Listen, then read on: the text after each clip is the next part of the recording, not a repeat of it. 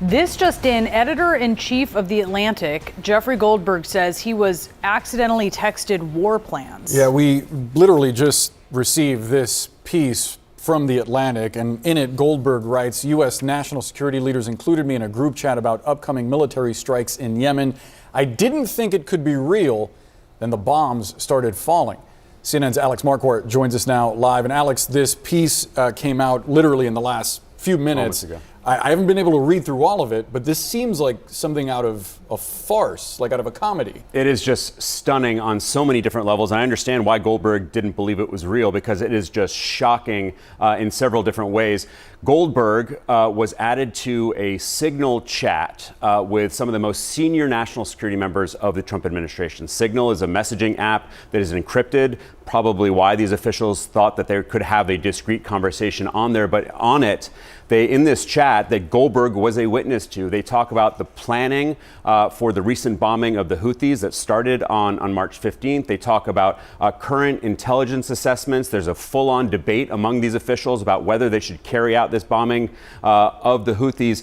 And these are conversations that could be in violation of the Espionage Act. Now, this group was started, it looks like, by the National Security Advisor Mike Waltz, who called it the Houthi PC Small Group. PC refers to Principals Committee. The principals in the administration are the senior-most officials. And among that group of senior officials, you have the National Security Advisor, the Vice President, the Secretary of Defense and of State, the Director of National Intelligence, the CIA Director, Steve Witkoff, the Special Envoy, the Chief of Staff to President Trump, and the list goes on. There are 18 of them. So there's this debate over whether the U.S. should go through with this bombing of the Houthis. Vice President Vance is actually arguing against it, saying that just 3% of trade goes through the Red Sea, which is where the ships have been targeted by the Houthis. Ratcliffe, the CIA director, he chimes in with current intelligence assessments that may be related to intelligence operations that are ongoing. Goldberg does not print that because, of course, that, among so many other details in this, are so highly classified. Hegseth, the Secretary of Defense, he chimes in saying that waiting a few weeks or a month wouldn't fundamentally change the calculus. And he notes, interestingly, that if this leaks, we look indecisive. Of course, it would eventually leak. Now, keep in mind, as they're having this discussion, Goldberg is watching all of this unfold, and he doesn't know, again, whether it's real, but he would quickly learn that it was. On the morning of March 15th, which is the day the bombings began, Hegseth, the Secretary of Defense, posted a team update at 11:44 in the morning saying the bombings were about to start 2 hours later. And in that message to this large group, again, including Goldberg, he posted operational details about these strikes that were about to happen, information about targets, about weapons, and the attack sequencing.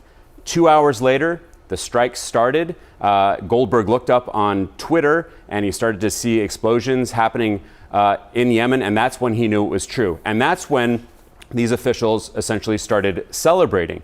You have John Ratcliffe, the CIA director, saying, a good start. Mike Waltz, this National Security Advisor, responds with several emojis, as does Steve Witkoff, with two hands praying, a flexed bicep, and two American flags. So everyone approving of what just happened and celebrating. The National Security Council has not pushed back on this at all. They said that this chain was in fact real.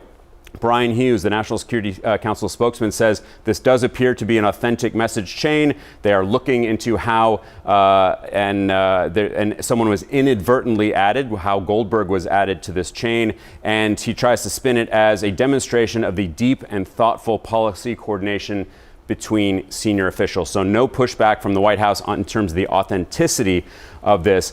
But again, this may violate the Espionage Act. Jeffrey Goldberg and his colleague Shane Harris, who's an intelligence reporter, spoke with several lawyers who say that it may have violated the provisions that govern the handling of national defense information. Bottom line, they say, to put it on Signal, they should not have established a Signal chat in the first place, is their conclusion, which is kind of obvious. And then the kicker of this whole piece is, as Hegseth is describing how this is going to unfold and what is going to happen, he says, we are currently clean on OPSEC, which is operational security. Clearly, they were not clean because they included a journalist in this conversation on Signal. Okay, who was the JG who thought who is missing, who should have been part of the conversation. We don't know why Waltz initially reached out to Jeffrey Goldberg and added him as a contact and then eventually added him to the group. You're absolutely right. They probably thought they were adding someone else from within the administration who had a similar name. Why this mistake happened is just the first of a very long list of questions. Wow. Alex Marquardt, thank you so much for bringing us this reporting. Let's talk more about this with former Defense Secretary and former CIA Director Leon Panetta. Secretary, I'm reading the piece as we speak, and it's interesting because Goldberg writes that he had very strong doubts that this text group was real. I could not believe that the national security leadership of the United States would communicate on signal about imminent war plans. I also could not believe that the national security advisor to the president would be so reckless, he writes, as to include the editor-in-chief of The Atlantic in such discussions with senior U.S. officials. Secretary, what's your reaction to this reporting? Well, it's obviously a very serious mistake on the part of whoever included Goldberg in this highly classified chain of command messaging that went on that involved war plans.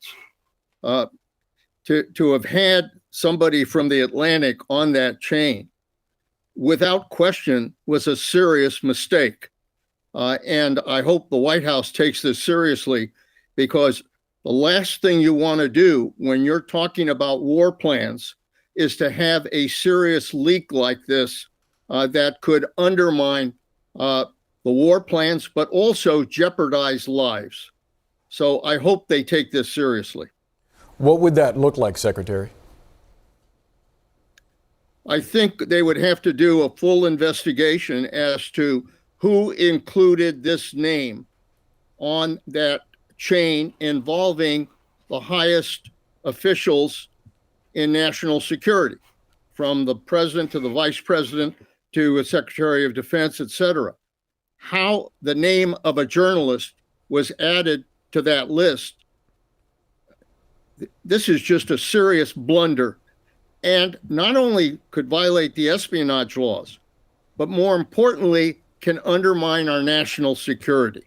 That's probably the greater problem, is that it reveals our most secret war plans that require that we protect that information in order to be able to conduct what is obviously a serious operation of war.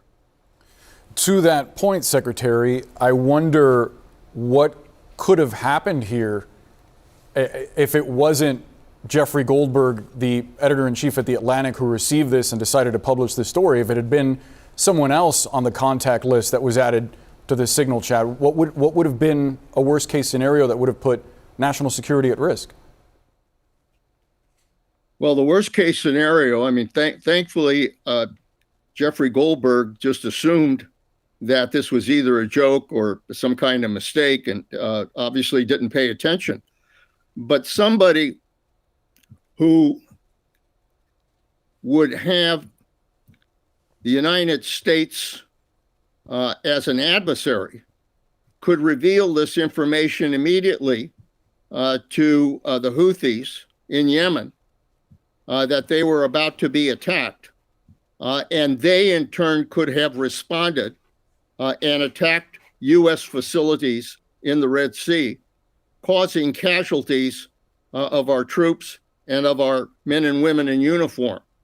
So if it were somebody who did not have the United States' national security interests at heart, but rather had the interests of our adversaries at heart, he could have seriously disrupted these war plans.